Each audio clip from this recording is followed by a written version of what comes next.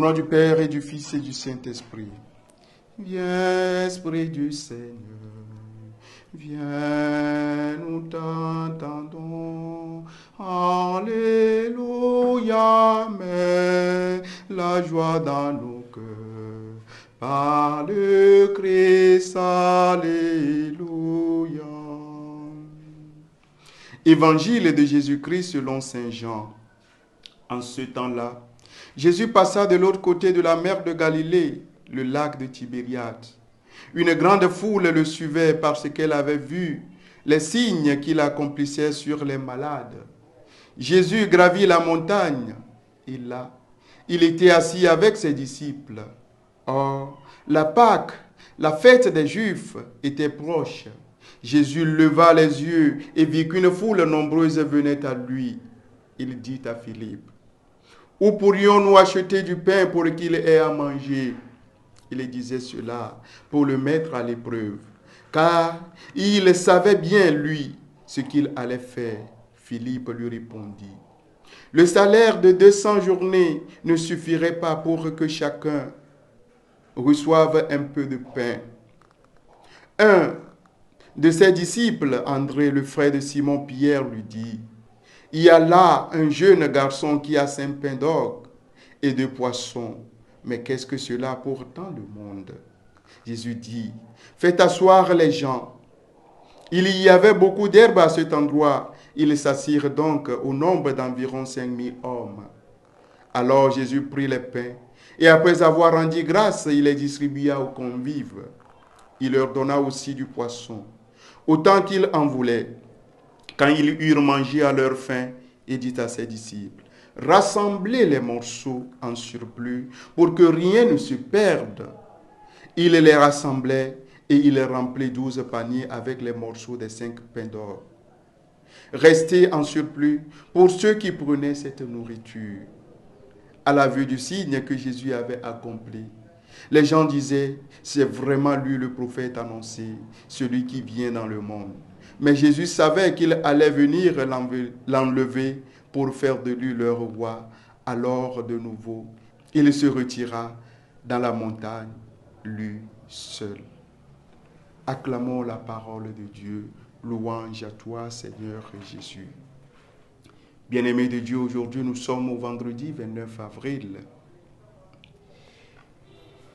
Et l'évangile de Saint Jean que nous venons d'entendre nous parle du récit de la multiplication du pain. Il y a quelques éléments qui attirent mon attention.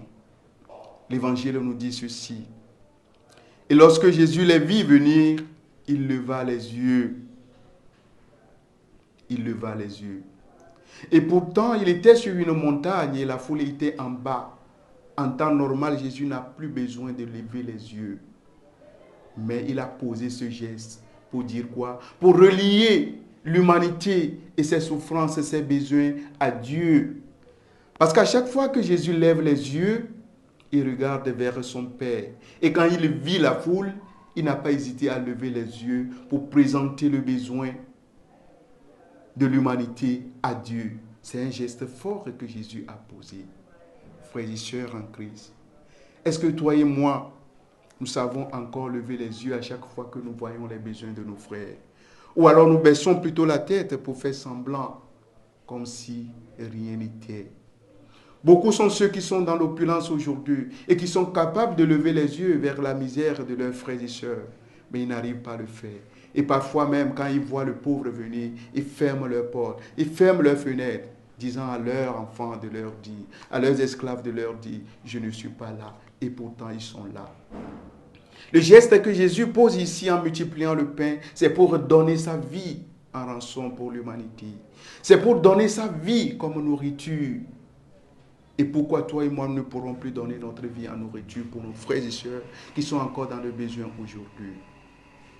Frères et sœurs en Christ, le peu que nous avons, partageons cela avec nos frères. Une vie donnée se donne pour que rien ne puisse se perdre. Voilà pourquoi Jésus, après avoir nourri la foule, il demande de ramasser tout ce qui est resté pour que rien ne se perde. Bien-aimés, on se donne dans la vérité, dans la sincérité, dans l'authenticité, pour que rien ne se perde, pour que personne ne se perde.